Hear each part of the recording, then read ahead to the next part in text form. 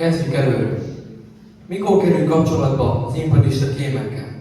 Nem voltam kapcsolatban, semmiféle imperialista. Jó van, akkor másod kérdezem. Kitől kapta Orwell könyvét az 1984-et? Ne tagadja, megtalálta magának. A nagynénémtől kaptam, de még nem olvastam. Akkor honnan tudott a televíziógépről, a nem belőle? A BBC-t hallgattam. Hiába akarja hallgatni, sikeresen zavarjuk a rohadékok adását. Angolul hallgattam. Szóval angolul hallgattak ennyi radógazdáit.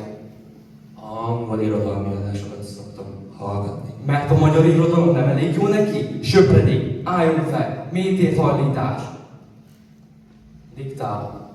Elismerem, hogy súlyosan vétkeztem a dolgozó magyar nép és magyar népköztársaság törvényei ellen. Engedd a gerinctelenségemnek és pénzszerzési vízhitelességemnek családok diverzáns elemeivel vettem fel a kapcsolatot, és kémtevékenységet folytattam az imperialista titkosszolgálat ügynökeként.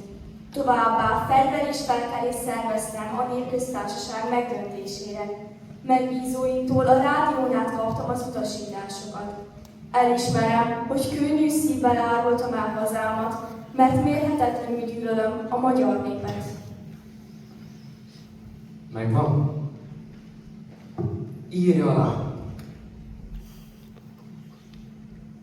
Hiába tagad, nem írja azonnal alá a vallomását, kiegészítetted a csinos is passzussal. Elismerem, hogy képtevékenységemben nagy segítséget nyújtott a feleségem. Mit is mondtak? Várandas az asszonyka?